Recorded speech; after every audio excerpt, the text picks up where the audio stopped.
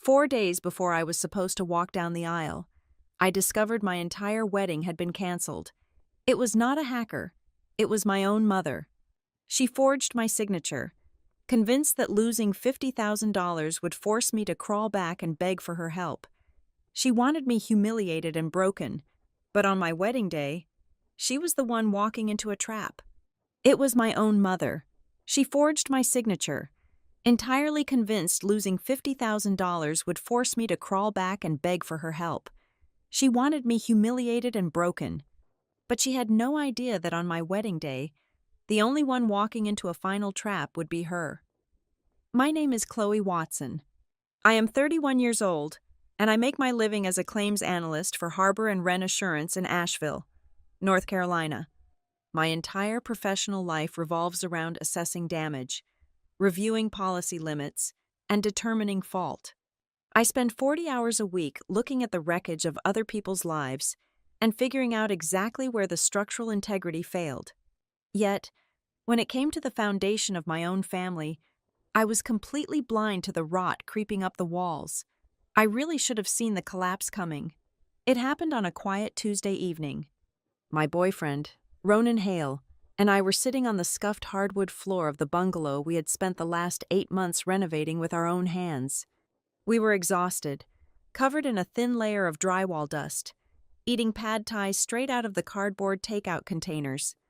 There was a lingering scent of fresh primer in the air, mixed with the smell of peanut sauce and rain tapping against the newly installed window panes. It was not a glamorous setting, but it was perfectly ours. Ronan set his plastic fork down, wiped his mouth with a paper napkin, and reached into the pocket of his paint-stained jeans. He did not hire a secret photographer. He did not arrange a flash mob or hide the ring in a glass of champagne. He just pulled out a small velvet box, looked at me with those incredibly steady, grounding gray eyes of his, and asked if I wanted to spend the next 60 years building a life in this exact house with him. I did not hesitate. I said yes with my whole heart before he even finished getting the question out. For the next 8 minutes, we sat on that dusty floor, completely wrapped in each other, dreaming out loud about the future. I knew exactly what kind of wedding I wanted. I did not want a massive spectacle. I wanted a small, warm, elegantly understated evening. I had my heart set on Juniper Hall, an old glass factory on the edge of town that had been beautifully converted into an open-air greenhouse. I pictured the evening bathed in rich, earthy tones like brushed bronze and deep olive green. I wanted the tables lined with mismatched amber glass bottles filled with hand-picked wildflowers. I wanted the soft, resonant sounds of an acoustic string quartet playing in the background while our closest friends drank wine under the stars. It was supposed to feel like a warm, intimate embrace. Exactly 9 minutes after I put the ring on my finger, my cell phone vibrated violently against the wooden floorboards. The screen illuminated the dark room, flashing my mother's name, Judith Watson. I picked it up immediately, my chest still heaving with happy tears, eager to share the best news of my entire life. "Mom," I breathed into the receiver, my voice trembling with pure joy. Ronan just proposed. There was a heavy, suffocating silence on the other end of the line. She did not gasp in delight. She did not ask to see the ring. She did not even ask if I was happy. "Well," my mother finally said. Her voice dripped with that signature sweet frost she had perfected over decades. "I suppose we have a massive amount of work to do. What is the working budget? Have you drafted a preliminary guest list? Please tell me you have an acceptable venue in mind, Chloe. And who exactly is going to be your general coordinator?" The glowing warmth in my chest instantly turned into a block of ice. "Mom, it literally just happened less than 10 minutes ago. We were thinking about Juniper Hall. Just a small, simple ceremony with our closest people." A soft, profoundly patronizing sigh echoed through the speaker. It was the exact sound she made when I brought home a bad grade on a math test in middle school. "Chloe, darling, listen to yourself. A Watson wedding is never just a simple ceremony. You know perfectly well that our family name still holds a great deal of weight in the local social circles. You cannot possibly manage a proper, dignified event on your own. You work in an insurance cubicle, sweetheart. You do not throw high society galas. I felt the familiar, crushing weight of my childhood conditioning pressing down heavily on my shoulders. I had been taught from a very young age that disappointing Judith Watson was not just a mistake. It was an act of profound, unforgivably selfish ingratitude. She was a mother who had worked tirelessly to maintain our image, and she made sure I never forgot the sacrifices she supposedly made. "I know, Mom," I murmured, my spine curving forward slightly in defeat. "I just want it to be intimate and meaningful." Ronan was watching me closely from across the room. He did not say a single word, but his brow furrowed deeply. Ronan is an exceptionally perceptive man. He could hear the sharp shift in the room's energy. He realized instantly that my mother was not speaking like a joyous parent celebrating her daughter's romantic milestone. She sounded exactly like a ruthless corporate project manager preparing to execute a hostile takeover. 2 days later, we hosted an informal engagement brunch at the bungalow. My best friend and newly appointed maid of honor, Tessa Boone, arrived an hour early to help set up. Tessa is a senior event production manager for a major corporate firm. She breathes logistical spreadsheets and eats vendor contracts for breakfast. She is also fiercely protective of me. About 45 minutes into the gathering, my mother made her grand entrance. Judith swept through the front door wearing a flawless tailored linen suit, entirely ignoring the fact that we were eating bagels off paper plates. She was all dazzling smiles, kissing cheeks and graciously accepting congratulations from my friends, as if she were the one who had just gotten engaged. Tessa watched her every move from the corner of the kitchen. Her eyes narrowed with immediate, primal suspicion. The first real crack in the foundation happened when I stepped out to the backyard to greet Ronan's brother. I had foolishly left the preliminary deposit contract for Juniper Hall sitting right on top of the kitchen island. I had proudly signed it earlier that very morning, securing our date. When I walked back inside to grab a fresh bottle of sparkling water from the refrigerator, I caught her in the act. Tessa saw it too.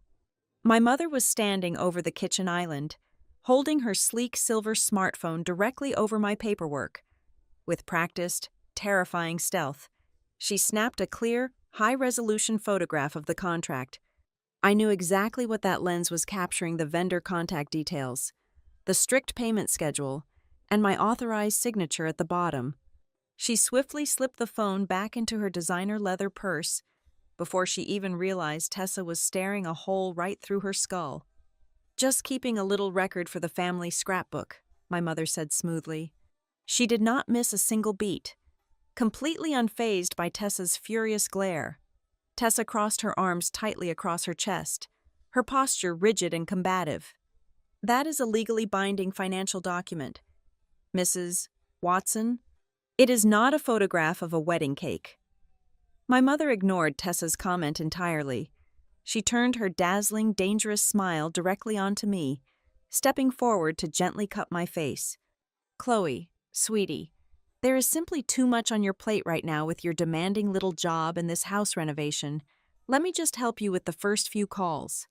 Just the initial outreach to make sure these local vendors are treating you right. You know how these people love to take advantage of young, naive brides." It was a trap perfectly wrapped in maternal concern. I knew it, deep down in the pit of my stomach, but the alternative was a screaming match right there in my newly renovated kitchen, in front of Ronan's family. It would cause a massive rift that would inevitably taint the entire wedding planning process. I was exhausted. I just wanted peace. I foolishly believed that if I let my mother feel important and included, she would not feel the need to lash out and ruin things. "Okay, Mom," I said softly, dropping my gaze to the scuffed floorboards. "Just the first few calls. Just to help." "Exactly, darling. Just to help," she purred, patting my cheek with an icy hand that made me shiver. I looked over at Ronan, who was watching the entire exchange with tight lips and a clenched jaw. I looked at Tessa, who looked like she wanted to flip the heavy kitchen island completely upside down. I genuinely thought I was managing the situation. I thought giving my mother an inch would satisfy her ego and stop her from taking the entire mile. I was an absolute fool. I did not realize it right then, standing in the morning light of my kitchen, but the terrible truth was already locked in motion. The very moment I said a joyful yes to the man I loved, my mother had quietly launched a systematic, calculated campaign to tear my entire world apart. It started under the guise of professional expertise. My mother owned a moderately successful boutique interior design firm called JW Living. She had built her entire career on convincing wealthy clients that their own tastes were entirely inadequate and that only she could save them from their own aesthetic mediocrity. She seamlessly applied this exact business model to my wedding. She did not ask for permission to take the reins. She simply informed my hired wedding planner, Celia Pike, that JW Living would be acting as the senior design consultant for the event to ensure the visual branding met the family standard. Within 48 hours of that initial brunch, my mother had carbon copied herself onto every single email chain I had generated. She was corresponding directly with the florist, the rental equipment company, the acoustic band, and even the shuttle service coordinating the guest transportation. At first, the changes were subtle, framed as minor vendor upgrades that she generously offered to cover through her corporate accounts. But soon, my entire vision began to evaporate. The earthy, relaxed atmosphere I had spent months dreaming about was being systematically scrubbed clean. I would open an email thread to find that the local, hand-picked wildflowers had been scrapped entirely without my consent. In their place were towering, structured arrangements of imported white orchids and sterile hydrangeas. The warm, dripping beeswax candles I loved were swapped out for monolithic crystal candelabras that looked like they belonged in a hotel lobby. The simple though rustic wooden crossback chairs I had carefully selected were quietly canceled and replaced with heavy, tufted velvet seating. When I tried to call the rental company to reverse the chair order, the representative cheerfully informed me that all inventory changes had to be formally approved by the primary account manager. I was the bride, but in their system, I had been demoted to a secondary contact. "Chloe, darling, I am merely elevating the experience," she said during one particularly tense phone call on a Tuesday afternoon. "You simply do not understand the spatial flow of a venue like Juniper Hall. Wood and weeds will make it look like a barn dance. I am giving you a sophisticated profile. You should be thanking me for stepping in before you embarrassed yourself." The physical aesthetic was just the beginning. The guest list was the next territory she conquered. Ronan and I had originally agreed on a strict maximum of 80 people. We wanted to look out at the crowd and recognize every single face. By the third week of planning, the guest count had mysteriously ballooned to over 150. Then it hit 175. I began receiving updated spreadsheets from Celia, populated with names of people I had never met in my entire life. There were former business partners of my mother, corporate sponsors of JW Living, and the entire executive board of the City Women's Club. She claimed these invitations were absolutely essential for maintaining our family image in the local business community. While her network expanded like an invasive vine, the space allocated for Ronan's family began to shrink in deeply confusing ways. He has a large, boisterous extended family from Ohio. Suddenly, his cousins were being cut from the final catering count. His aunts and uncles were being moved to a backup list. The seating chart went through 5 revisions in a single week, and each time, the first 3 rows of the ceremony space were filled almost exclusively with people who only knew Judith Watson. It was as if my groom was a minor supporting character in a theatrical production starring my mother's social circle. When I finally broke down and confronted her about the seating chart, she did not yell. She never yelled. Instead, she deployed her most devastating weapon, the tragic martyrdom of the single mother. Her voice cracked perfectly. She sighed, a long, ragged sound of profound disappointment. "Chloe," she whispered, sounding utterly exhausted, "I carried this family on my back for 20 years. I worked 80 hours a week to make sure you had a roof over your head and a name that meant something in this town. I am simply asking to share this one joyous occasion with the people who supported me through those dark times. If having my friends there to celebrate my only daughter is too much of a burden for you, just say the word. I will cancel all of their invitations today. I will sit alone in the back row. Is that what you want? For me to be entirely isolated?" She knew exactly how to twist the knife. I felt completely paralyzed by a toxic mixture of guilt and lifelong obligation. I backed down. I always back down. I swallowed my frustration and told her the expanded guest list was fine. Tessa, however, possessed an absolute immunity to Judith Watson that I completely lacked. As a seasoned event producer, Tessa recognized a hostile takeover when she saw one. She did not waste her breath arguing with my mother in public. Instead, she went entirely underground. Whenever we met for coffee, Tessa would pull out her encrypted tablet. While I cried about the velvet chairs and the orchids, Tessa was quietly downloading every single contract my mother had touched. She took high-resolution screenshots of the cancellation clauses. She highlighted the non-refundable deposit terms, the strict 30-day refund windows, and the primary contact protocols. She hunted down the original phone numbers for the vendors, bypassing the JW Living letterheads my mother had plastered over everything. Tessa was meticulously building a war room right under my nose.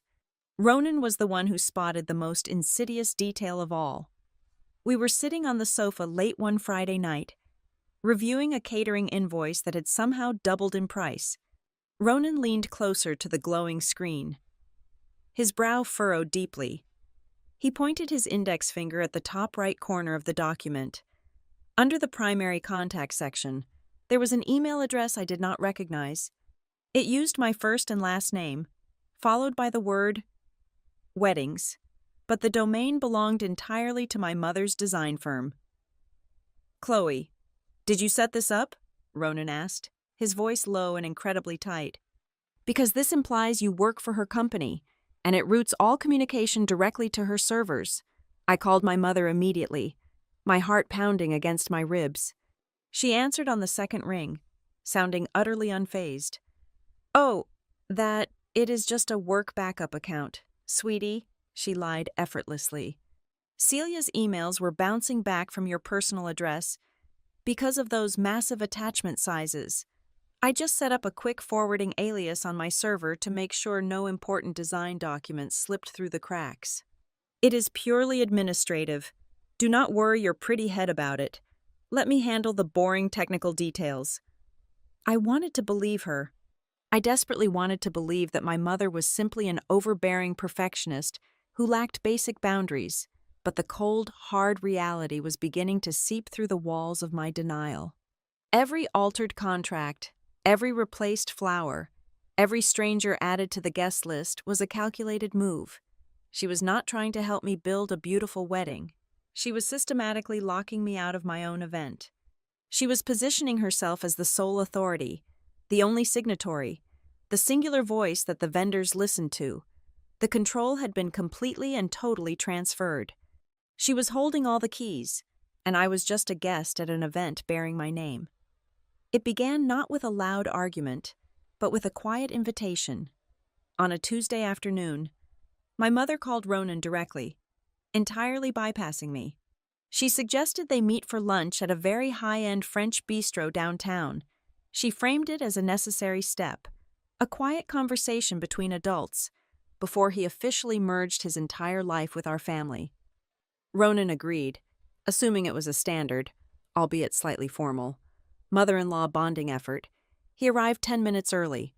She was already seated in a secluded corner booth, sipping sparkling water with a sliver of lime, looking every inch the concerned matriarch. She did not waste any time on pleasantries. After the waiter poured their wine, she leaned across the crisp white tablecloth and lowered her voice to a deeply conspiratorial whisper. She told him she felt a profound moral obligation to warn him about my deeply concerning financial history. She painted a vivid, tragic picture of a daughter who chronically hid bills, accumulated crushing debt, and routinely forced the family to absorb the massive collateral damage of her reckless choices. She used words like volatile and unstable. She looked at him with sad, pitying eyes, implying that he was walking into a trap of my making. The reality of that debt was something I wore like a quiet badge of honor, not a scarlet letter. When I was 24 years old, my father suffered a severe stroke.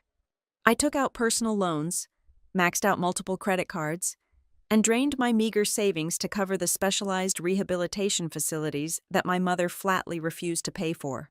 She claimed the medical bills would completely bankrupt her design firm and ruin her social standing.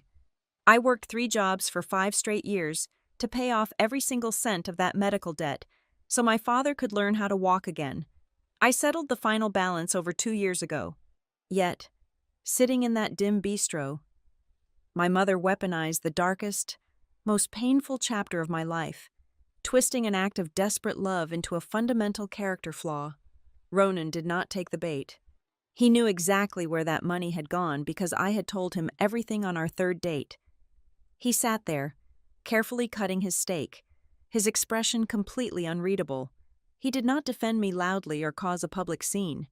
He simply let her talk, silently observing how effortlessly she could take a deeply private, vulnerable piece of my past and forge it into a blade. When he came home that night and recounted the entire conversation to me, he held my hands very tightly in his. He realized long before I did that she was not just being difficult about napkin colors. She was actively gathering ammunition to isolate me. The campaign of isolation moved swiftly from my fiancé to my outer circle. A week after that lunch, I went in for my 2nd dress fitting. The seamstress, a sweet older woman named Maria, was unusually quiet as she pinned the hem of my simple ivory silk gown. She kept glancing at me through the large vanity mirror, her eyes filled with obvious pity.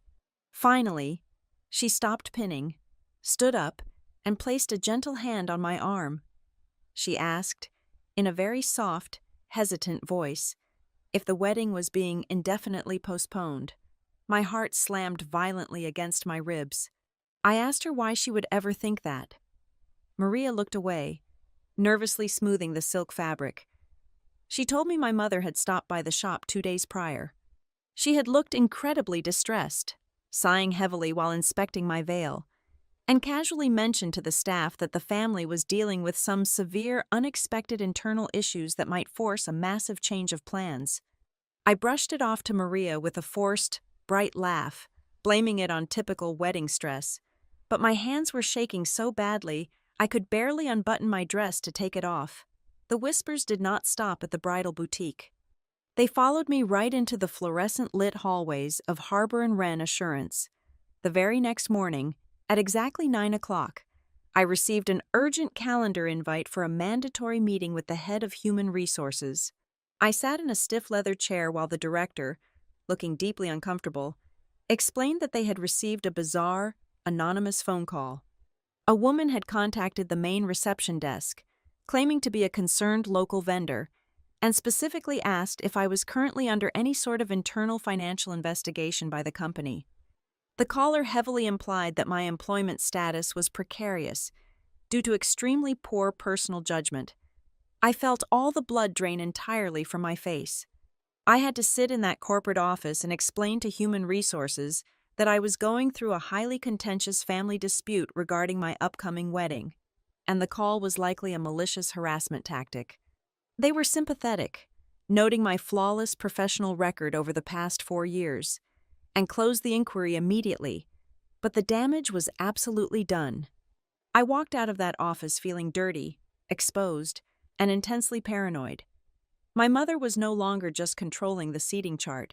She was actively trying to destabilize my livelihood and my professional reputation. Then, she aimed for the softest target she could possibly find. Elaine Hale, Ronan's mother, is a gentle, retired kindergarten teacher who lives in a quiet suburb in Ohio. She believes the best in everyone and avoids conflict at all costs. My mother called her on a Sunday morning. Under the guise of bonding over the extreme stress of wedding planning, she casually planted a massive seed of doubt. She told Elaine how worried she was about Ronan, implying heavily that I was bringing massive, untold financial burdens into their new marriage. She framed it as a mother-to-mother confession, a tearful plea for Elaine to keep a very close eye on her son's bank accounts once we were officially married. Elaine called Ronan immediately, her voice trembling with intense anxiety. Ronan spent 2 solid hours on the phone painstakingly untangling the lies, explaining the absolute truth about my father's medical bills, and reassuring his mother that my credit score was actually higher than his own. When Tessa found out about the human resources incident and the toxic phone call to Elaine, she practically kicked my front door down. She paced aggressively across my living room rug, her eyes blazing with a fierce, protective fury. She stopped directly in front of me, pointing a firm finger at my chest. "You have to stop talking to her on the phone," Tessa demanded, her voice leaving absolutely no room for argument. "From this exact second forward, every single piece of communication you have with Judith Watson happens in writing. Text messages, emails, certified mail if you have to. You need an ironclad paper trail, because she is actively gaslighting you and everyone around you. She is building a false narrative that you are unstable so that when she finally pulls the plug on this whole event, everyone will simply think it was your fault." I sat on the couch, pulling my knees tightly to my chest. I heard everything Tessa was saying. Logically, the evidence was glaringly obvious. The lunch with Ronan, the seamstress, the anonymous call to my office, the manipulation of Elaine. It was a perfectly executed strategy of psychological character assassination. Yet, a stubborn, terrified part of my brain desperately clung to the fragile hope that it was just a series of terrible, unfortunate misunderstandings. I told myself that a mother does not actively try to destroy her own daughter. That happens in thriller novels, not in real life. I nodded quietly at Tessa, promising I would be careful, but I still hesitated to put up the massive iron wall she was demanding. I was utterly terrified that drawing a hard line in the sand would trigger the exact explosion I was desperately trying to avoid. I foolishly believed I could still manage the fallout. Tessa looked at my face and saw exactly what I was thinking. She knew I was still fundamentally paralyzed by a lifetime of emotional conditioning. She did not argue with me anymore. She just hugged me tightly, told me she loved me, and left the house. What I did not know, and what I would not discover until the ground completely fell out from under me, was what Tessa did the exact moment she got into her car. She did not drive home.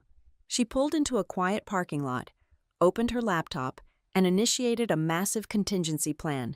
She firmly believed that the psychological warfare my mother was currently waging was merely the opening act. The real catastrophe, the fatal blow, was still waiting in the wings. Using her own corporate credit card and leveraging every single professional favor she had accumulated over a decade in the event industry, Tessa quietly placed a non-refundable deposit on a secondary venue. It was a place called Foxmere Station, an old industrial train depot located 30 miles outside the city limits. She drafted a phantom timeline, secured tentative holds with backup vendors, and locked down a secondary security team. She did not breathe a single word of this to me. She knew that if I knew there was a safety net, I might accidentally tip my hand to my mother. Tessa operated in absolute terrifying silence, preparing for a war I still blindly refused to believe was actually happening. The first alarms did not ring loudly. They came as a series of quiet, confusing questions that made me feel like I was slowly losing my grip on reality. It started on a rainy Thursday morning, exactly 3 weeks before the ceremony. I was sitting at my desk at the insurance firm, trying to focus on a liability claim, when my cell phone buzzed. It was the lead designer from the floral company. She was calling to cheerfully confirm the final invoice for the massive structural installations and to ensure I was completely satisfied with the newly revised color palette. I sat perfectly still in my office chair. I asked her, keeping my voice as steady as possible, what exactly she meant by a newly revised color palette. She politely read back the details of an order I had never seen, outlining thousands of dollars in exotic white orchids and silver-painted foliage, completely erasing any trace of the warm organic tones I had chosen. Before I could even untangle that mess, an email notification popped up on my computer screen from the rental company. The logistics coordinator wanted to know why we were suddenly dropping nearly a third of the seating on the groom's side of the aisle. He needed my final approval on the newly asymmetrical floor plan. I felt a cold bead of sweat roll down the back of my neck. I immediately logged into the central vendor portal. Navigating to the signed contracts folder, there it was.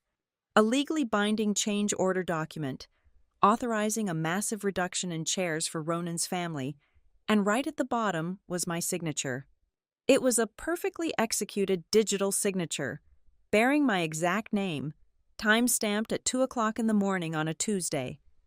I had been fast asleep in my bed next to Ronan at that exact hour. I had never opened that file. I had never even received the notification that it existed. I called Tessa the minute I got home. She arrived within 20 minutes, carrying her heavy encrypted laptop and a look of grim determination. We sat at my kitchen table, the glowing screen illuminating her sharp features. I showed her the signed documents and the confirmation emails from the vendors. Tessa did not just look at the text, she dug straight into the hidden architecture of the messages. She opened the raw metadata of the emails that had supposedly been sent by me to the vendors. "Look right here, Chloe," Tessa instructed, pointing a manicured finger at a string of complex routing data buried deep in the email headers. "The display name says it is coming from you, but look at the actual originating server." I squinted at the screen. The sending domain was not my personal email provider. It was a custom subdomain. It was registered directly to JW Living, my mother's interior design firm. She had not just set up a forwarding alias like she had claimed to Ronan. She had meticulously created a mirrored account to impersonate me. She was actively sending legally binding directives, canceling my choices, and signing documents under my name from her own corporate server. While I was still trying to process the sheer scale of the deception, my cell phone rang again. This time, it was Nora Bell. Nora is my father's younger sister and a retired estate lawyer. She is a woman who spent 40 years dealing with contested wills, hidden assets, and the absolute worst behavior families can inflict upon one another over money. She does not panic, and she does not exaggerate. "Chloe, I need you to listen to me very carefully," Aunt Nora said, skipping all basic pleasantries. Her voice was low and gravely serious. "Your mother took me out for coffee yesterday afternoon. She asked me a series of highly specific, hypothetical legal questions. She wanted to know exactly how vendor contracts define the primary financial stakeholder. More importantly, she asked me if a venue deposit, paid by one person, could legally be refunded to a third-party corporate entity in the event of a total cancellation by the bride." The air in my kitchen suddenly felt incredibly thin. I struggled to pull a full breath into my lungs. "Why would she ask you that, Aunt Nora?" "Because she is looking for a loophole." "Chloe," Nora replied firmly, "people do not ask estate lawyers about redirecting third-party refunds unless they are actively planning to move a very large sum of money. You need to look at your bank statements right now." I put Nora on speakerphone as Ronan walked into the kitchen, dropping his work bag by the door. He took one look at my pale face and immediately rushed over to the table. I frantically logged into our joint wedding budget spreadsheet and pulled up the corresponding credit card statements. We began cross-referencing every single charge over the past 2 months. It took Ronan less than 5 minutes to find the anomaly. He pointed to a cleared transaction buried in the middle of page 3. It was a charge for $850, labeled as a priority rush redesign fee by our wedding planners agency. "Chloe," Ronan said, his voice dropping to a harsh whisper, "look at the payment method for this specific fee. It does not match our current joint account. It does not match your active credit card." I stared at the last 4 digits of the card used for the transaction. My stomach violently turned over. It was the number of an old, high-yield rewards card I had completely paid off and supposedly closed over 6 months ago. The physical plastic card had been sitting in the back of my old desk drawer, a drawer my mother had graciously offered to help me pack up into boxes during our recent house renovations. She had stolen my old credit card number right out of my bedroom, kept it active, and was using it to quietly fund the hidden administrative fees of her hostile takeover without triggering alerts on my daily banking app. A profound, suffocating sense of violation washed over me. I spent the next 3 hours locked in a frantic digital war. I changed every single password on my personal accounts. I instituted two-factor authentication on my phone and my email. I froze the old credit card. I systematically called the florist, the rental company, the caterer, and the venue, explicitly demanding that they place a hard verbal password on my account and requiring them to confirm any future changes directly with my actual voice. But the terrifying reality was that the damage was already deeply ingrained in the system. When I spoke to the rental manager, he sounded annoyed and incredibly confused. He told me that Judith had explicitly warned him I was suffering from severe bridal anxiety.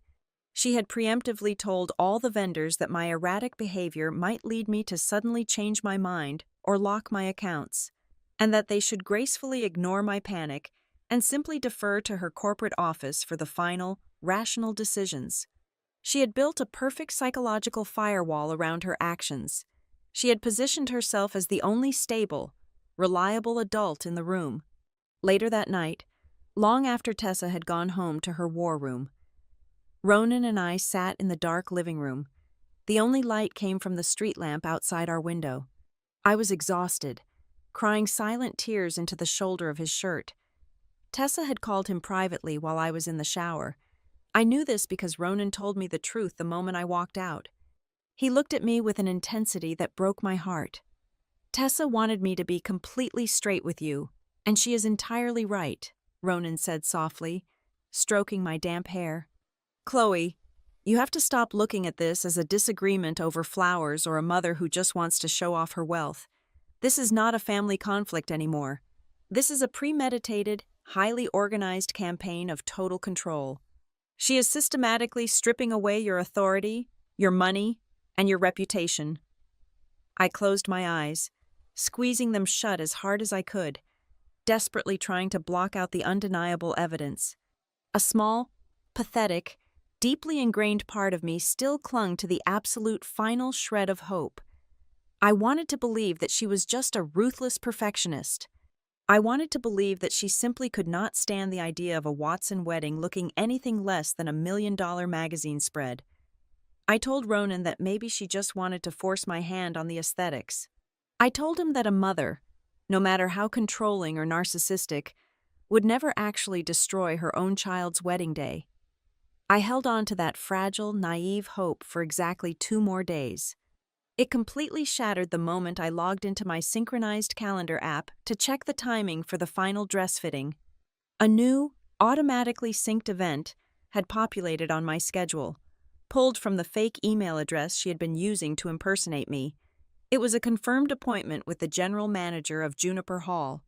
It was booked for a private, final walkthrough of the premises. It was scheduled for 10 o'clock in the morning, on the exact day of my wedding. She had not told me about it. She had not invited me. There was absolutely no logistical reason for a mother of the bride to conduct a solitary walkthrough of an empty venue just hours before the ceremony began. Unless she needed to ensure the space was completely clear. I stared at the glowing screen, the final piece of the puzzle locking into place with a sickening click. She was not planning to attend my wedding. She was planning to stand in the center of an empty room and admire her own destructive work. Exactly 6 days before I was supposed to put on my white dress, the floor completely disappeared from beneath my feet. It was a Monday afternoon. I was sitting at my kitchen island, sipping a lukewarm cup of coffee, feeling a flutter of nervous excitement in my chest. I decided to make a quick routine phone call to my wedding planner, Celia Pike. I just wanted to verbally confirm the exact arrival window for the lighting technicians on Saturday morning. It was supposed to be a simple, 30-second conversation. Celia answered on the 3rd ring. She did not greet me with her usual bubbly professional enthusiasm. She sounded deeply confused, her voice tight and hesitant. "Chloe?" Celia asked, the sharp edge of panic bleeding through the phone line. "Why are you asking about the lighting schedule? We processed the master cancellation order 48 hours ago." I stopped breathing. The ceramic mug slipped from my fingers, shattering against the hardwood floor, sending cold coffee splattering across my bare ankles. I asked her to repeat herself. I asked her what she meant by a master cancellation. Celia took a ragged breath. She told me that every single vendor contract under our master package had been completely voided. Juniper Hall was gone. The florists had stopped sourcing the white orchids. The rental company had released the velvet chairs and the crystal candelabras back into their general inventory. The acoustic string quartet was rebooked for a corporate gala. The shuttle buses were canceled. The stage setup crew was dismissed. The entire catering order was halted. Everything was gone because, according to Celia's system, the formal cancellation directives had come directly from the bride herself.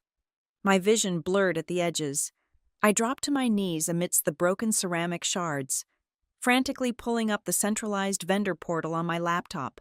I tore through the communication logs. There they were. Dozens of emails. Perfectly timed. Systematically shutting down my wedding piece by piece.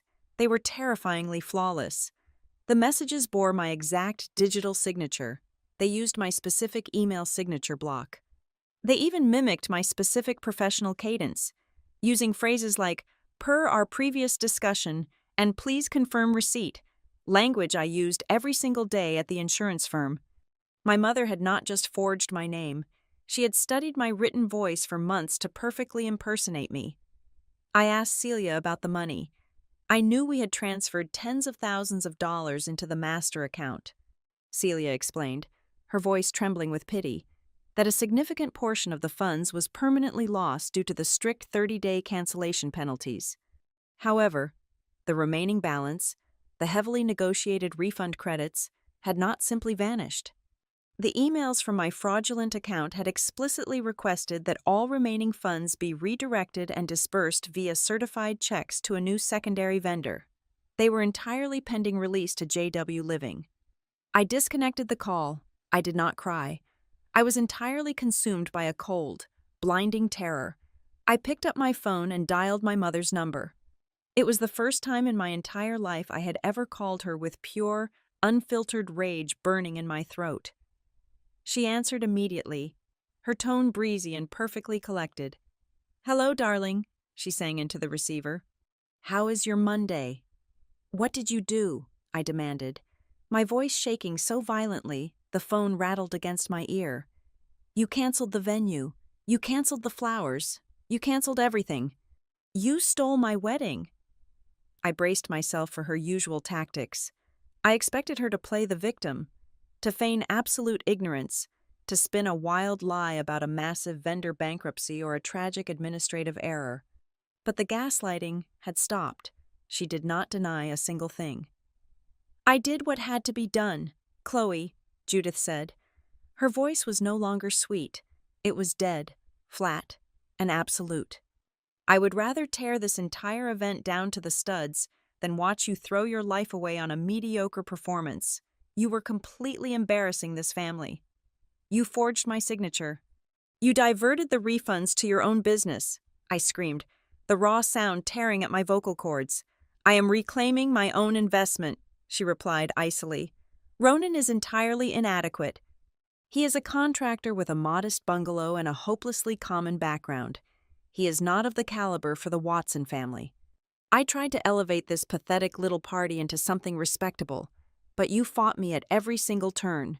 So, I am putting an end to it. If you insist on rushing forward like a stubborn, ungrateful child, you will learn the severe consequences of defying your family. There is no wedding. It is over." She hung up the phone. I sat on the kitchen floor, staring blindly at the blank screen of my device. The true devastation washing over me had absolutely nothing to do with the lost money, the canceled venue, or the sheer public humiliation of a broken engagement. It was the horrific, undeniable confirmation of who my mother truly was. For 31 years, I had made excuses for her. I had convinced myself that her controlling nature was just a twisted manifestation of maternal love. But sitting in that puddle of cold coffee, I finally heard the absolute truth. I heard my own mother proudly admit that she possessed the power to utterly destroy my happiness, and worse, she felt entirely justified in doing it. She did not view me as a daughter. She viewed me as an asset that had suddenly depreciated in value. Ronan found me on the floor 20 minutes later.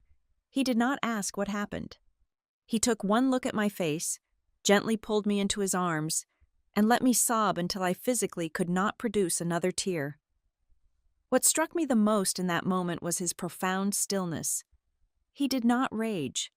He did not punch the wall or scream curses at my mother. He held me with a calm that was almost unnerving. He was not a man panicking over a ruined wedding. He was a man who had finally identified the true enemy and was quietly preparing for the fallout. Less than an hour later, the front door flew open. Tessa marched into the living room. She did not knock. She took one look at my red, swollen eyes and Ronan's stony expression, and she knew the bomb had finally detonated.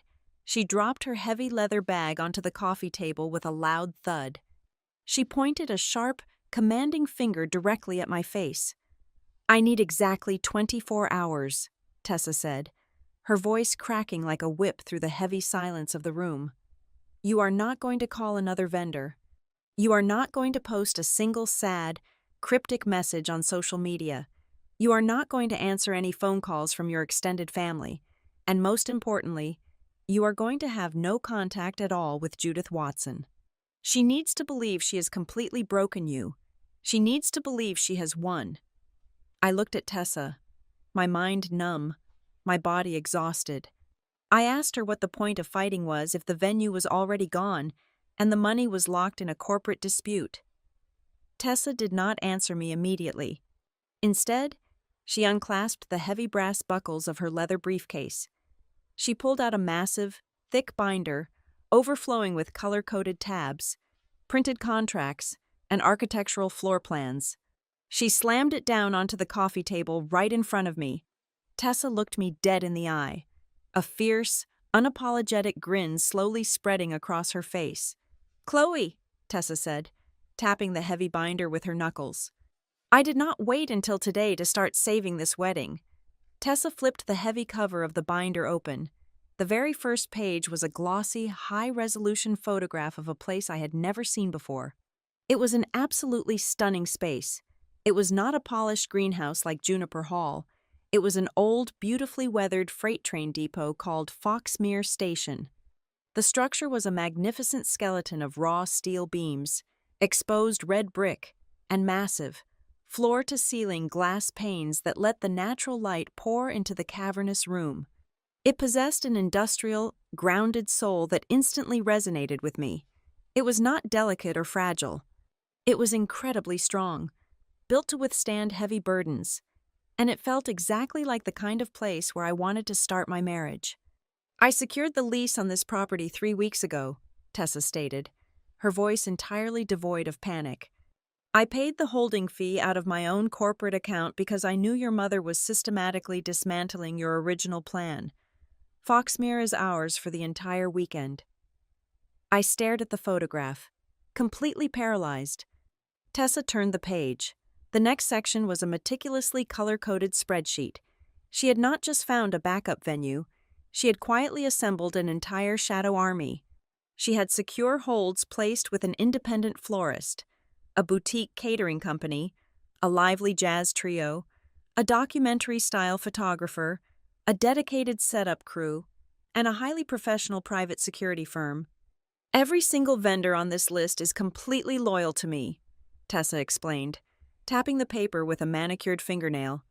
"They are fully briefed on the situation. They do not know Judith Watson, and they are standing by, ready to be activated within 72 hours. We are not canceling your wedding. Chloe." "We are relocating it." Ronan did not ask a single question. He simply pulled his cell phone from his pocket, walked straight onto the back porch, and started making calls. He possessed a massive network of loyal friends from his years working in local construction and contracting. Within 30 minutes, he had secured 5 cargo vans, 10 strong men to handle the heavy logistical lifting, and a massive portable generator just in case Foxmere Station experienced any unexpected electrical issues. Back inside, Tessa flipped to the third section of the binder. My breath caught sharply in my throat. It was not the sterile, towering white orchids, or the heavy velvet chairs my mother had forced upon me. Tessa had meticulously printed out the original digital mood board I had sent to her almost 10 months ago. There were crisp photographs of mismatched amber glass bottles catching the afternoon sunlight. There were fabric swatches of warm gray linen. There were sketches of wild daisies mixed with fresh olive branches, and a beautifully minimalist dinner menu printed on heavy, recycled cotton paper. Tessa had saved every single detail I truly wanted. She had preserved the absolute core of my vision while my mother was busy trying to erase me. I buried my face in my hands, letting the hot, heavy tears fall freely. I was not crying out of grief anymore. I was crying out of profound relief and overwhelming gratitude. The fragile moment of peace was abruptly shattered by the sharp ringing of my cell phone. It was Aunt Nora. I answered the call and put her directly on speakerphone, setting the device down on the wooden kitchen table next to Tessa's master binder. "Chloe, I need you to listen to me very carefully, and I need you to stay absolutely calm," Nora commanded. Her voice possessed the razor-sharp edge of a seasoned litigator preparing for a massive trial. "I spent the entire morning pulling favors at the regional banking center. I managed to track the routing numbers associated with the initial cancellation orders your mother submitted." My heart began to pound a frantic rhythm against my ribs. "What did you find?" "Aunt Nora, 2 of the initial vendor refunds have already cleared," Nora stated flatly. "The caterer and the string quartet processed their penalty returns yesterday afternoon. Those funds did not float into a holding account. They were directly deposited into the primary business checking account of JW Living LLC. She did not just request the money, Chloe. She physically took it." The entire room went completely silent. Ronan stepped back inside from the porch, the screen door clicking shut behind him.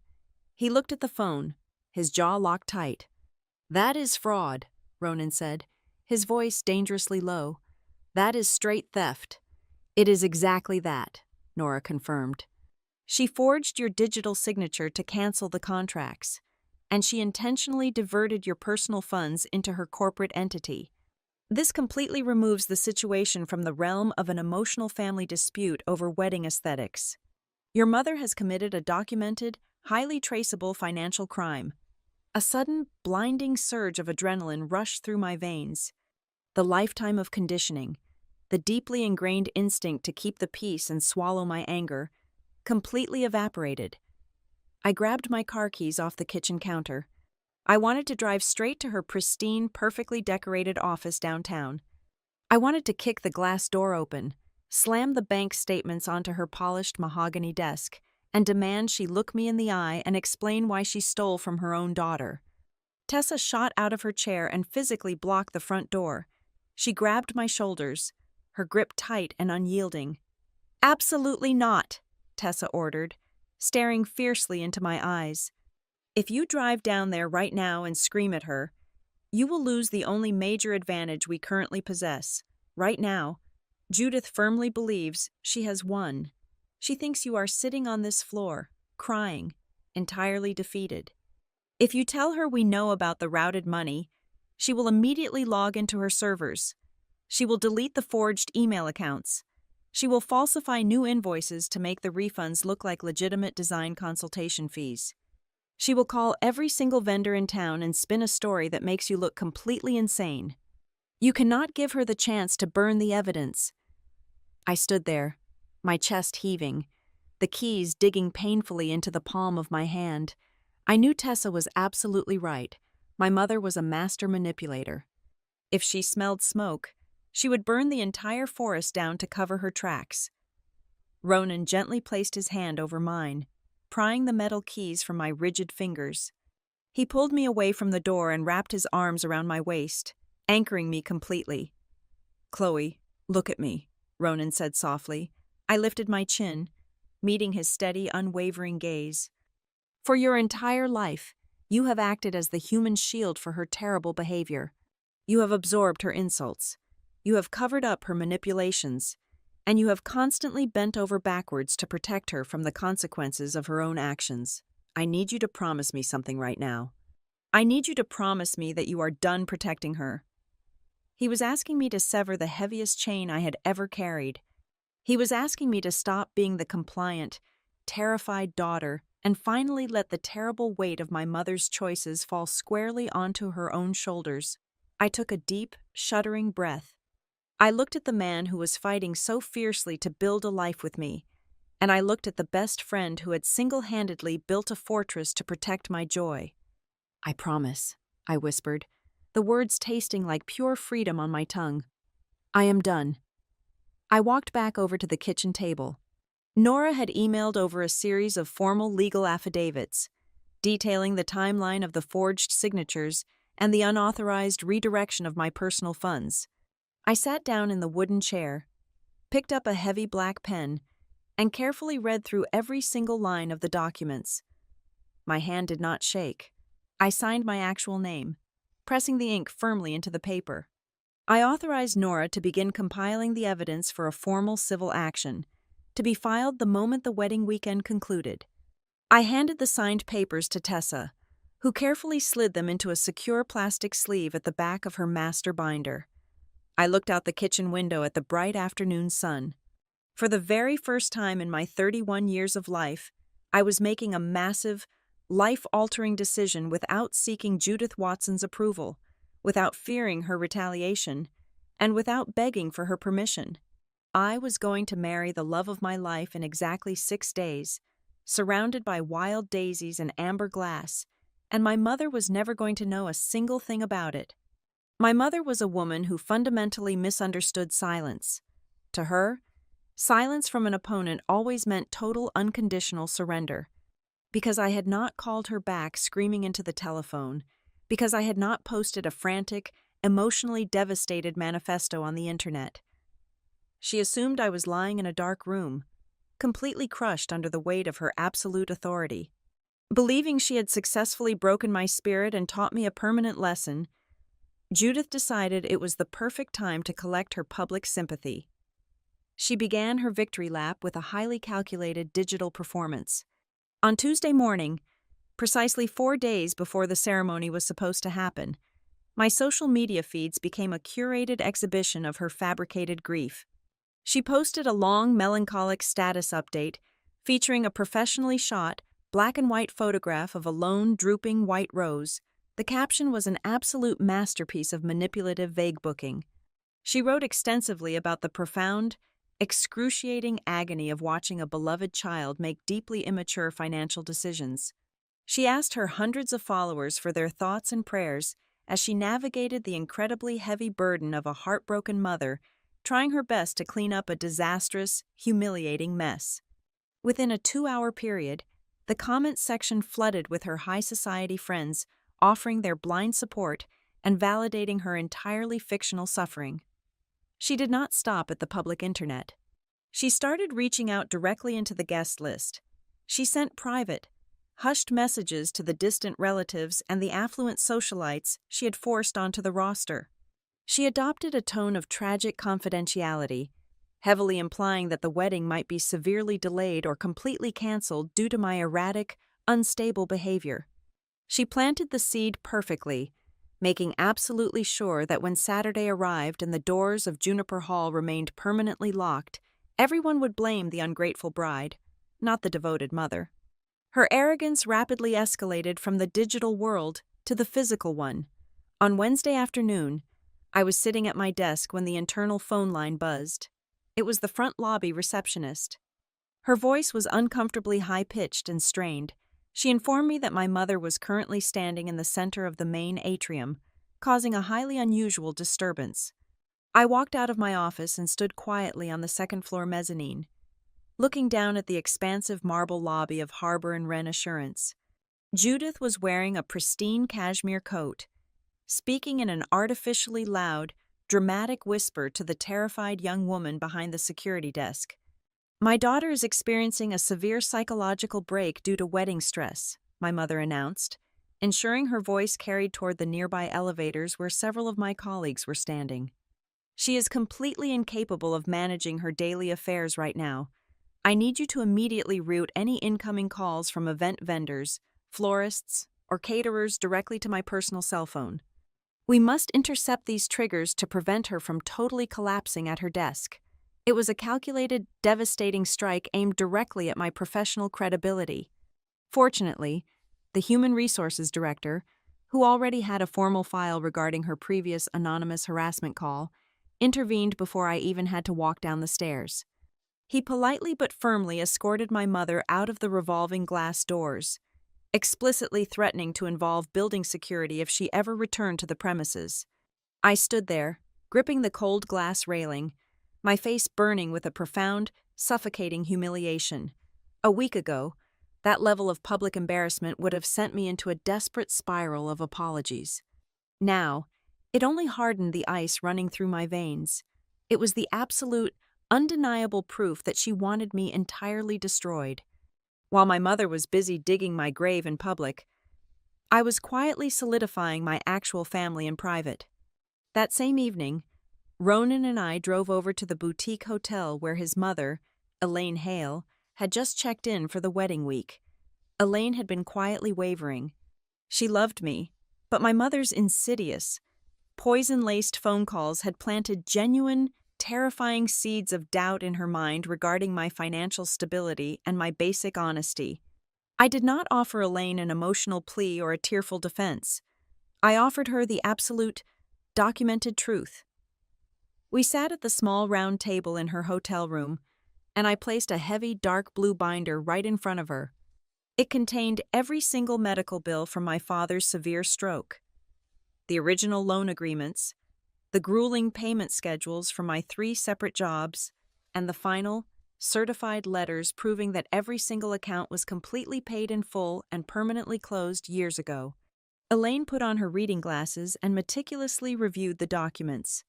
The quiet, gentle retired teacher read through the undeniable evidence of a daughter sacrificing everything for her father, and the horrifying realization of how Judith had twisted that beautiful sacrifice washed over her face. Elaine took her glasses off, her eyes shining with unshed tears. She did not say a single bad word about my mother. She simply reached into her leather travel bag and pulled out a small, antique velvet box. "Ronan's grandmother wore this on her wedding day," Elaine said softly, opening the lid to reveal a delicate silver filigree brooch set with a single, brilliant sapphire. She reached across the table and pressed it firmly into the palm of my hand. "We do not deal in conditions or financial tests in our family. Chloe, you belong with us. I am so incredibly proud that you are marrying my son." In that single, quiet moment, Elaine Hale offered me more maternal grace and unconditional trust than I had experienced in my entire 31 years of life. Behind the scenes, the shadow war was reaching its absolute peak. Tessa was executing a logistical miracle. She had initiated the massive, highly covert operation of rerouting over 180 trusted guests to Foxmere Station. She categorized the guest list into strict tiers of trust. She utilized secure, blind-copied emails and direct one-on-one phone calls, explicitly instructing everyone that the location had changed due to a massive last-minute venue emergency. She instituted a strict communication blackout protocol. Guests were explicitly forbidden from replying in any massive group chats, tagging any location on social media, or mentioning a single word to anyone associated with Judith Watson. The sudden, eerie silence and the strange, quiet shifts in the local vendor ecosystem did not go entirely unnoticed. A prominent reporter from a local Asheville lifestyle magazine, a woman who frequently covered high society events and had previously interviewed my mother for her interior design work, caught a whiff of the massive cancellation. The reporter managed to acquire a few leaked text messages regarding the venue swap and reached out directly to Tessa, fishing aggressively for an exclusive story about the spectacular, messy collapse of a Watson family wedding. Tessa, operating with the cold, calculating precision of a military general, politely declined to comment. She knew the media was a devastatingly powerful weapon, but she also knew that firing it too early would give my mother time to spin the narrative and paint herself as the victim once again. Tessa deliberately kept the reporter waiting in the dark, preserving the impending scandal as a lethal trump card to be played only when the timing was absolutely flawless. On Thursday night, exactly 48 hours before I was set to walk down the aisle. My cell phone screen lit up in the dark bedroom. It was a new voicemail notification from Judith. I put it on speakerphone so Ronan could hear it too. There was no background noise on the recording. Her voice was incredibly calm, dripping with a terrifying, patronizing certainty. She truly believed I was sitting in the ruins of my life, utterly shattered by her disciplinary actions. "Chloe," my mother said smoothly into the receiver, "I know you are hurting right now. But when the dust settles and everything completely collapses around you, you will finally understand that your mother was entirely right. You will thank me for saving you from yourself. Call me when you are ready to apologize." The message clicked off, leaving a heavy, loaded silence in the room. Ronan looked at me, a slight, dangerous smile playing at the corners of his mouth. I reached out, deleted the voicemail entirely, and turned my phone completely off. She was absolutely right about one thing. A massive collapse was definitely coming. She just had no idea she was the one standing directly underneath it. The final pieces of the puzzle did not fall from the sky. They were carefully pulled from the dirt by my Aunt Nora. On Friday morning, exactly 24 hours before I was supposed to walk down the aisle, Nora arrived at Tessa's downtown loft, carrying a sleek leather briefcase and a look of profound, icy satisfaction. She did not bother sitting down. She stood right in the center of the living room, unclasped the brass locks, and pulled out a thick stack of printed financial ledgers. Through her extensive network of retired legal colleagues and regional banking executives, Nora had quietly pulled the curtain entirely back on JW Living.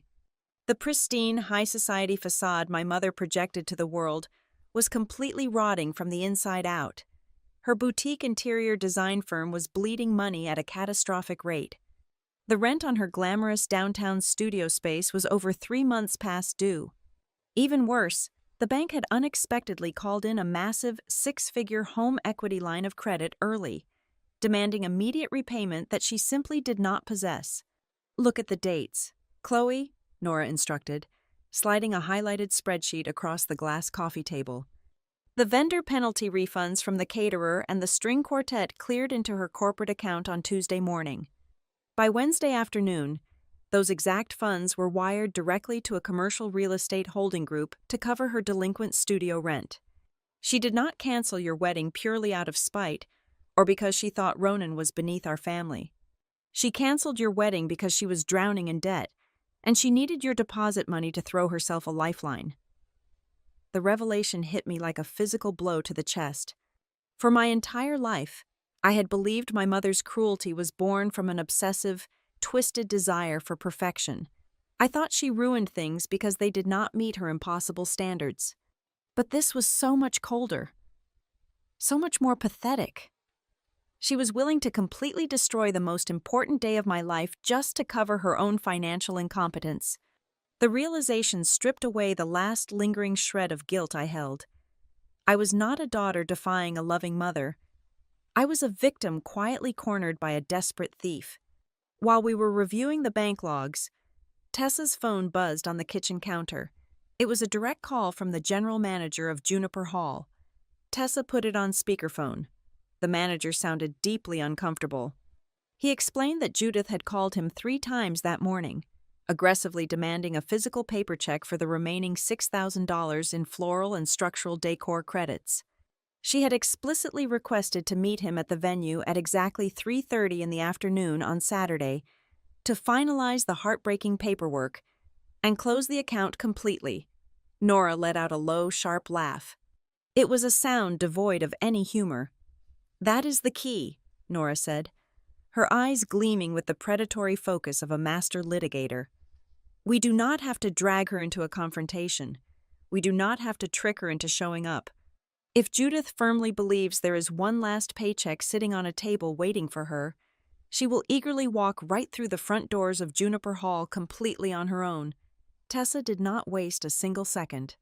She immediately shifted from event planner to military tactician. She put together a careful plan right under my mother's nose.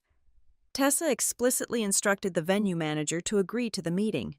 Then, she started making calls to assemble the audience. She reached out to our original wedding planner, Celia Pike. She called the lead representative from the floral company and the logistics director from the rental agency. Finally, Nora pulled her ultimate trump card. She arranged for a certified bank fraud investigator to attend the meeting as an independent witness.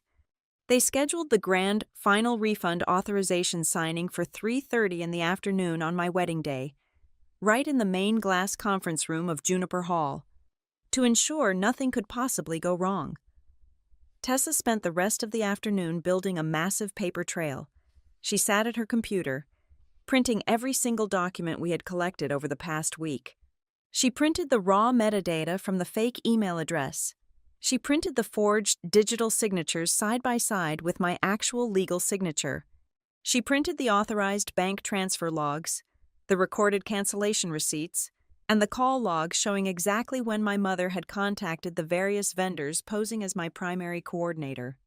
She organized everything into pristine, heavily tabbed manila folders. It was a detailed file documenting exactly what she had done. While the meeting at Juniper Hall was being set up, Tessa made sure the real wedding stayed private and secure. Foxmere Station had discreet security at the entrances, no public signage, and a check-in team working from an updated guest list. The shuttle route was changed to keep the location quiet and prevent any last-minute interference. I spent the final night of my engagement sleeping in the guest bedroom of Tessa's spacious loft. I did not go back to the bungalow I shared with Ronan. We wanted to honor the tradition of spending the night apart, even amidst the chaos. The loft was quiet, smelling of lavender and the herbal tea Tessa had brewed for me. I did not open my laptop.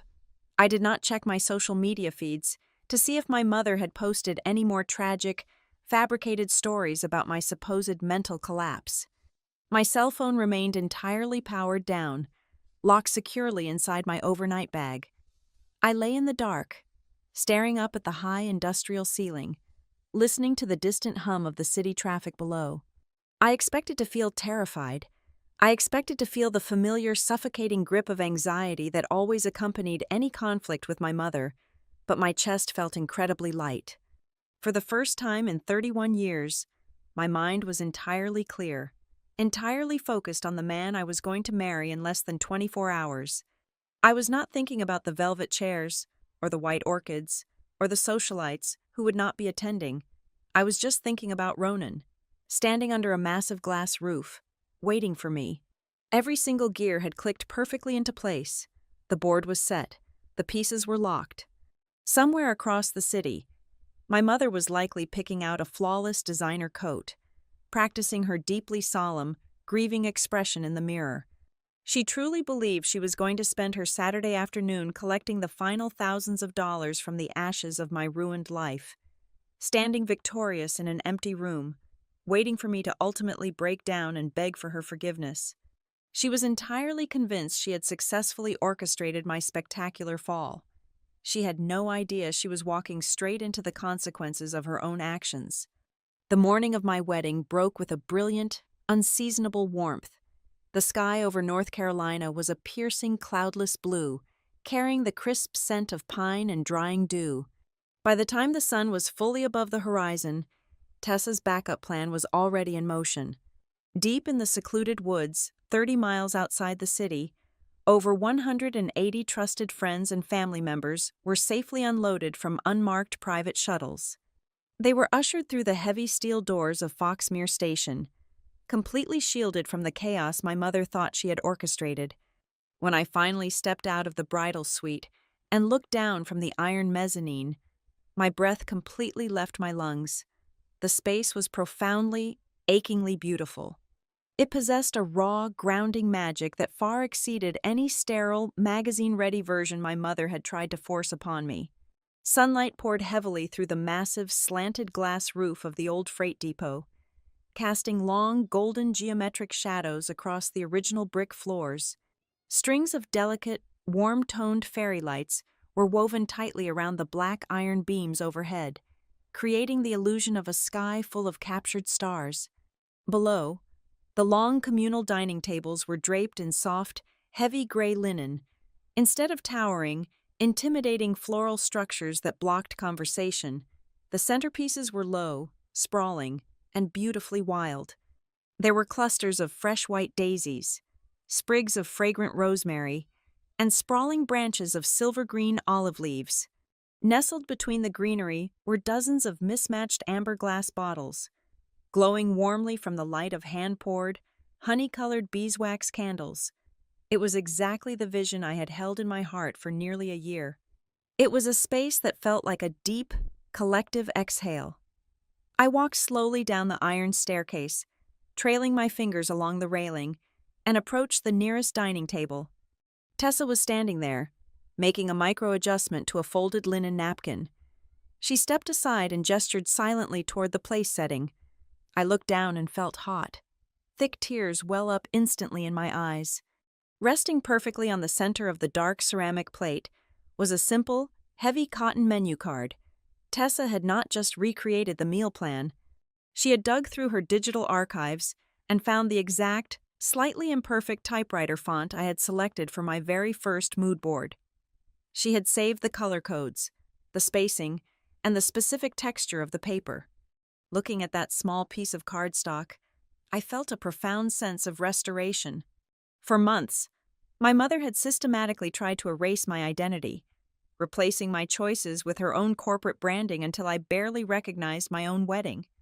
But sitting right there, printed in black ink, was the undeniable proof that the woman I actually was had survived the siege.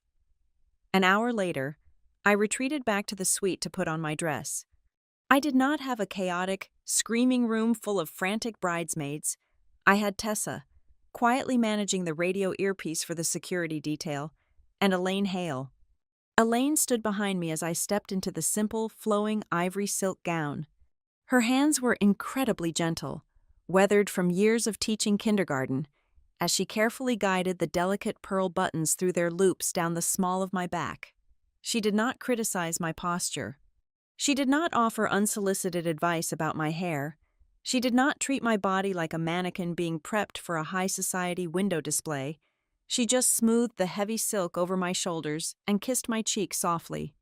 Standing there in the quiet room, feeling the absolute safety of Elaine's presence, a quiet revelation washed over me. I realized, with a sharp pang of both grief and profound relief, that motherhood did not inherently require control. Love did not have to be a transactional currency, and guidance did not have to feel like a cage. Elaine was simply present, offering nothing but warmth and steady support. When the acoustic string quartet began playing a slow, resonant melody from the main floor, Aunt Nora opened the heavy wooden door of the suite. She offered me her arm. We walked together down the long, dim corridor leading to the main hall. The heavy doors swung open, and the bright, amber-lit sanctuary of Foxmere Station spread out before me. Every single face in the room turned toward the entrance. They were not corporate sponsors or distant socialites judging the floral budget. They were people who truly loved Ronan and me. Nora walked with me for the first half of the long, reclaimed wood aisle. Her presence was a fierce, protective shield, but right as we reached the center of the room, I gently placed my hand over hers and stopped. I smiled at my aunt, silently communicating my immense gratitude. Nora squeezed my fingers, nodded once with deep understanding, and gracefully stepped away to take her seat in the front row. I took a deep breath, the scent of rosemary and warm wax filling my lungs, and I walked the final half of the aisle entirely alone. It was not a walk of isolation. It was a deliberate, powerful declaration of independence. For my entire life, I had operated under the paralyzing belief that I needed Judith Watson's permission to exist, to make choices, and to be happy. Walking those last 20 steps by myself was the physical manifestation of severing that invisible leash. I was choosing my own future. At the end of the aisle, standing under a massive arch of wild olive branches, was Ronan. He wore a sharp charcoal suit, his hands clasped casually in front of him. As I approached, his gray eyes locked onto mine, shining with an intense, quiet pride. He did not look at me like a distressed damsel he had just rescued from a burning building. He looked at me like a formidable partner, an absolute equal who had fought through hell to stand by his side. When I finally reached him, he took both of my hands in his grip warm and anchoring. The ceremony was incredibly grounding, filled with shared laughter and spoken promises that felt entirely real. But even as the officiant spoke about trust and endurance, a razor-thin wire of tension still hummed beneath the beautiful surface. We all knew the storm had not yet made landfall. We were simply standing in the eye of it. In the front row, Tessa sat with impeccable posture. Her heavily encrypted cell phone rested quietly in her lap, facing upward. Exactly 10 minutes into the exchange of our vows, the screen briefly illuminated. It was a secure text message routed from the general manager over at Juniper Hall, miles away in the center of the city. The message contained only 3 words. Judith just arrived. Tessa did not flinch. She did not draw any attention to herself. She calmly flipped the phone face down against the dark fabric of her dress. She was a master of timing. She refused to let my mother's shadow cross the threshold of my ceremony. She let the music play. She let Ronan slide the plain gold band onto my finger. She let the officiant pronounce us husband and wife, allowing the vows to be perfectly sealed before the heavy iron gates of the past were permanently locked behind us. "You may kiss the bride," the officiant announced, his voice echoing warmly through the cavernous glass room. Ronan pulled me in close, wrapping his arms around my waist, and kissed me deeply. The entire room erupted into a massive, deafening wave of joyous applause, cheers, and the stomping of feet against the floorboards. It was the sound of absolute victory. We pulled away, laughing, my hands resting flat against the lapels of his suit jacket. The joy in my chest was so immense I felt like I could float. But the moment the final note of the recessional music swelled, I felt a sharp, purposeful tap on my shoulder. I turned around. Tessa was standing right behind me. The joyous smile was entirely gone from her face, replaced by the cold, thrilling focus of a predator watching a trap snap shut. She leaned in close, her voice dropping to a low, dangerous whisper that only Ronan and I could hear over the roaring crowd. "It is time." We slipped out through the heavy iron doors of Foxmere Station just as the jazz trio struck up their first lively set for the cocktail hour. I did not bother changing out of my ivory silk gown. Ronan was still wearing his sharp charcoal suit, the wild daisy boutonniere pinned perfectly to his lapel. Tessa and Aunt Nora followed closely behind us, their expressions set in identical masks of absolute chilling resolve. We climbed into the back of a waiting black SUV and drove the 30 miles back into the city limits. The ride was completely silent. I watched the pine trees blur past the tinted windows, feeling my heartbeat steady into a calm, rhythmic drum. I was not the terrified girl who had cried on her kitchen floor 6 days ago. I was a wife returning to finish a war. We arrived at Juniper Hall exactly 10 minutes before 3:30 in the afternoon. The massive glass greenhouse was entirely empty, the afternoon sun reflecting off the polished concrete floors where my reception was originally supposed to be held. The venue manager met us at the entrance, his face pale and tightly drawn, and led us silently up the floating steel staircase to the executive glass conference room on the 2nd floor. The room was already full. Sitting around the long mahogany table was an assembly of the very people my mother had manipulated.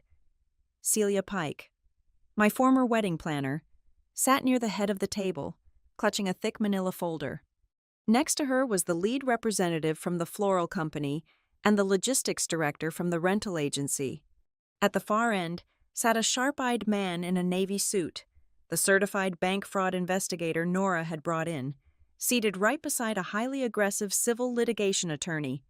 Ronan pulled out a high-backed leather chair for me right in the center of the room. I sat down, smoothing the heavy silk of my wedding dress over my knees. Tessa stood directly behind my right shoulder, her arms crossed firmly over her chest. Nora stood to my left. We waited. At precisely 3:30, the heavy glass door swung open.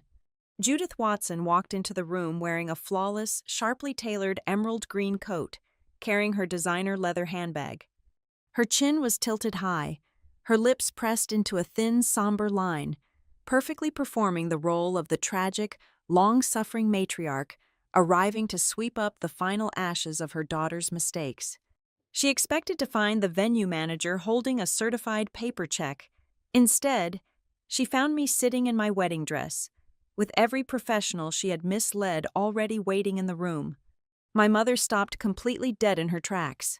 Her perfectly manicured hand hovered over the polished brass door handle. The artificial color drained instantly from her face, leaving her looking starkly pale and suddenly very old under the harsh fluorescent lights of the conference room. Nobody offered her a greeting. Nobody offered her a seat. The civil litigation attorney spoke first. He did not introduce himself. He simply slid a thick, bound dossier directly across the smooth mahogany wood. It stopped exactly inches from my mother's fingertips. "Judith Watson," the lawyer stated, his voice devoid of any warmth. "We are here to formally review the unauthorized cancellation of the Watson-Hale wedding contracts and the subsequent illegal diversion of penalty funds into the corporate accounts of J.W. Living." Celia Pike opened her manila folder. She did not look intimidated anymore. She looked furious. She placed a stack of printed emails onto the table. "These are the cancellation directives you sent, using a forged digital signature," Celia said flatly. "You impersonated my client to systematically void thousands of dollars in active service contracts." The bank fraud investigator leaned forward, tapping his expensive pen against a printed financial ledger. "And these are the routing numbers confirming that you requested the remaining credit balances be issued not back to the original payer, but directly into your own commercial real estate holding accounts. We have the exact timestamps showing you used those stolen funds to cover delinquent rent on your design studio less than 24 hours after the transfer cleared." Judith stared at the papers, her chest rising and falling in rapid, shallow breaths. Her eyes darted wildly around the room, searching for an exit, searching for a sympathetic face. Finding absolutely none, she defaulted to her oldest, most practiced weapon. Her eyes filled instantly with bright, shimmering tears. Her lower lip began to tremble. "Chloe," she whispered, her voice cracking with manufactured heartbreak, "how could you do this to me? I was only trying to clean up the massive mess you made. You were spiraling out of control. The budget was completely ruined. I stepped in to save our family name from total embarrassment. I am your mother. I was trying to protect you." When the tears failed to draw even a single flinch from me, her sadness evaporated, instantly replaced by a venomous, cornered fury. She slammed her hand against the mahogany table.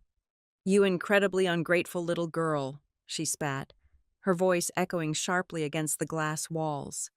"After everything I sacrificed to build a life for you, you drag me into a room with these strangers to humiliate me over a few administrative errors. You are nothing without my guidance." Ronan did not raise his voice. He simply reached into the inner pocket of his suit jacket, pulled out his cell phone, and set it gently on the table. He pressed a single button. The audio recording was crystal clear, captured during that toxic lunch she had forced upon him weeks ago. Her own cold, calculating voice filled the heavy silence of the conference room. "If I do not control this wedding, there will be no wedding at all." The sound of her own absolute arrogance hung in the air, stripping away any possible defense she had left. She was not a protector. She was a dictator who had been caught red-handed. But the final, fatal blow did not come from the lawyers or the recorded audio. It came from Tessa. Tessa stepped forward, reaching into her leather bag. She pulled out a stack of 5 glossy, high-resolution photographs that had been printed just an hour ago by our on-site photographer. She tossed them onto the table, letting them fan out perfectly in front of my mother. They were live shots from Foxmere Station. There was a photo of me walking down the aisle, the sunlight catching the amber glass bottles. There was a photo of Ronan and me exchanging rings under the wild olive branches. There was a wide shot of the massive, beautiful room, packed with over 180 smiling, joyous guests raising their glasses in a vibrant toast. Judith stared at the photographs, her mouth slightly open, completely unable to process the reality in front of her. The wedding she had spent months trying to destroy. The event she had risked her entire professional freedom to sabotage had not only survived, it had happened beautifully, flawlessly, and entirely without her. She was completely irrelevant. "I am not going to scream at you," I said quietly, breaking the silence. My voice was steady, anchored by a profound, unshakable peace. "I am not going to cry, and I am absolutely never going to apologize to you again." I stood up slowly, the heavy silk of my gown rustling against the leather chair. I looked directly into the eyes of the woman who had spent 31 years trying to convince me I was small. "From this exact moment forward, you no longer have a daughter," I told her, the words tasting like pure, unadulterated freedom. "Every single piece of communication regarding the stolen money will go directly through my legal counsel until full financial restitution is made.